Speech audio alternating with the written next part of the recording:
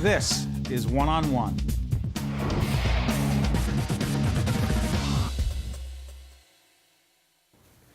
We are thrilled to be joined by our good friends, Angelica Berrie, who is the president of the Russell Berrie Foundation, and Mike Maron, the president and chief executive officer of Holy Name Medical Center. Good to have you both with us. Nice to be here. Now, normally one-on-one, but this is one-on-two because we're talking about an exciting initiative. The Simulation Learning Center, right? The Simulation Learning Center at Holy Name Medical Center. This is interesting because this is happening at your place, right? But the foundation that you head up is playing a huge role in funding this initiative. What is it, Mike, first? Mm-hmm. It is a educational component based on simulation. So it's a new model, a relatively new model of education that we found to be very effective. What's fascinating to us is this goes back to its genesis when the three of us in 2008 went to Israel at Angelica's generosity, and we were introduced to Messer, which is a simulation training center at Kayem Sheba. And Angelica was pushing me from that point, saying, you know, you really should look at this. This is a very dynamic, very effective educational tool. It's not widely adopted in the US. They've used it in Israel to great success. You really should try to do this. And I listened to her, but I didn't really react. It took a couple of years for it to fully sink in. And now we have bought in hook, line, and sinker. It is something that we want to weave into the overall culture and fabric of Holy Name. We're in partnership with Messer. We continue to work with them in Israel. Messer is?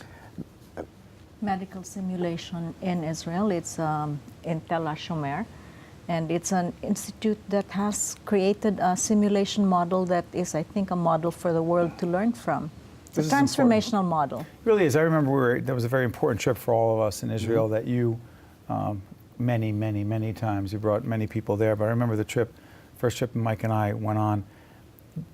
The foundation, your foundation has dedicated how many millions of dollars to this initiative? This is a $5 million initiative, and I think it is mainly for innovation. It's a way to be able to bring innovation to our community, innovation that we found in Israel, and that we felt would really transform the standards of medical education here, as well as train for reduction of accidental deaths. 100,000 people die from human error every year in the US. Simulation learning. Mm-hmm. Yeah. For people who are sitting there going, so what are they even talking about? Simulation learning. Make it come alive for us. So probably the best example that I ever heard was Amitai Ziv, the physician who runs the program in Israel, his own personal experience. So all Israelis have to spend some time in the IDF. He was a pilot. And before they let him touch an airplane, he had to log thousands of hours in a simulator flying. When he left the IDF, he wanted to become a surgeon.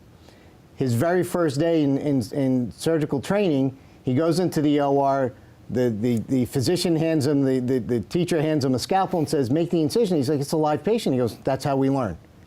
And he was aghast that this is the difference between medicine and aeronautics as to how we train, and it said there's a better way to do this.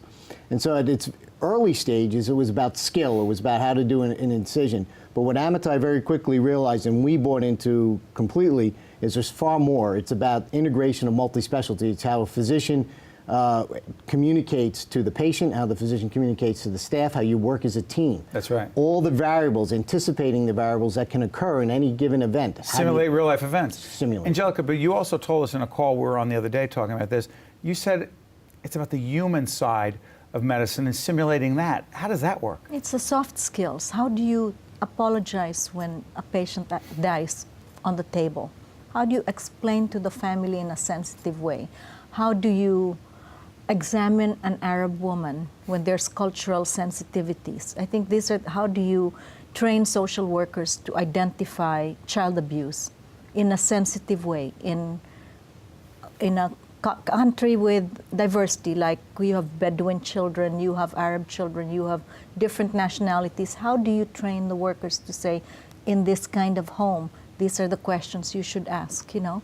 So I think that these are things that you learn by doing, and if nobody tests you and walks you through the paces, you'd never be able to figure it out. And the foundation believes deeply in this. There are two examples that both of you shared. One was in Israel that you told me about, and one was in Boston that you told me about, that unfortunately real life things happened that people were prepared for because they had simulated those events. Talk about that.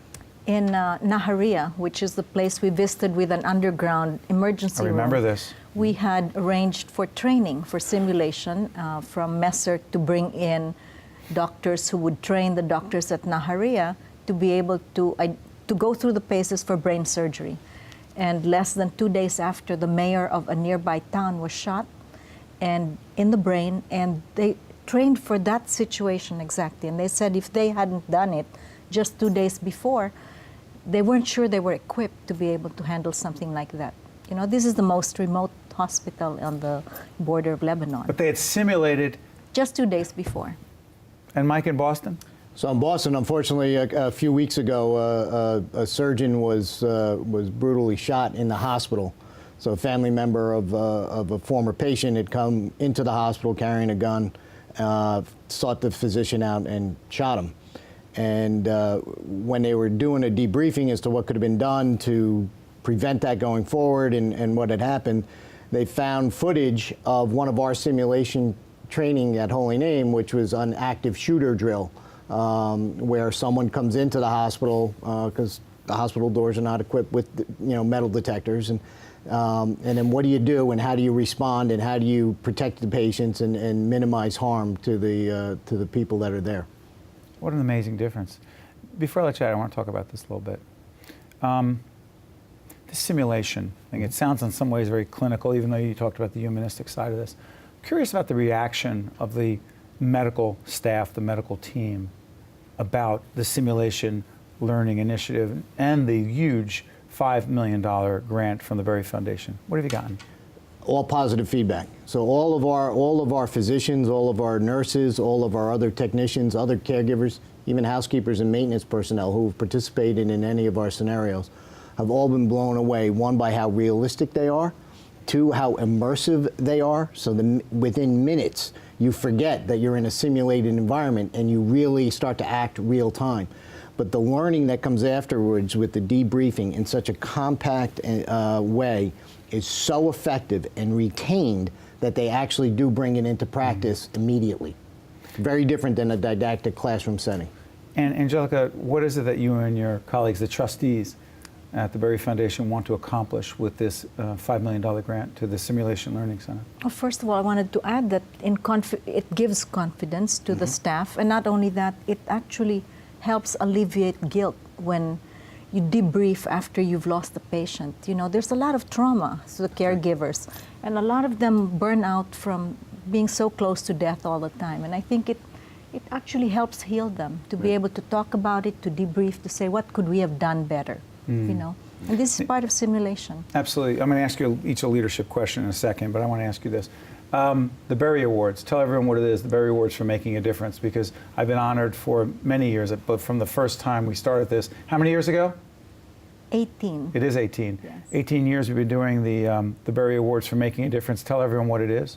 It's an award to recognize unsung heroes of New Jersey, and of course there are many who don't come to the forefront to say, recognize me. I'm doing this to be recognized. Nobody does that, and to find them is the biggest challenge. Named after? Named after my husband Russ, who really thought that people always listen to bad news, and there's nobody who rewards people who do good things. So it's a very, very unusual idea for that. It's a beautiful thing. Yeah. And this year, we are going to recognize a whole range of people who are doing extraordinary things, right? Yes, we are. It will be our 19th year. Wow. It's an honor to be a part of it. We're putting up the foundation website so people can get more information. I have to do this. We're asking people, as part of an initiative who are leaders, the most significant leadership lesson. One really powerful leadership lesson they have learned in their work. Angelica, first, the most important leadership lesson you have learned over the years, put you on the spot, is?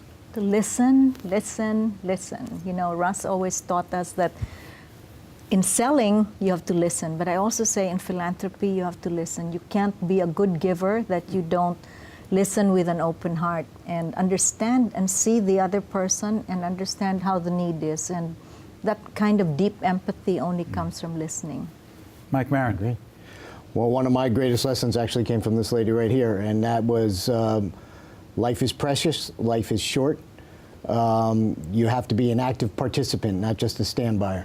And so you need to be engaged, and those of us who have the ability also have a responsibility to take care of and look out for those who are less fortunate.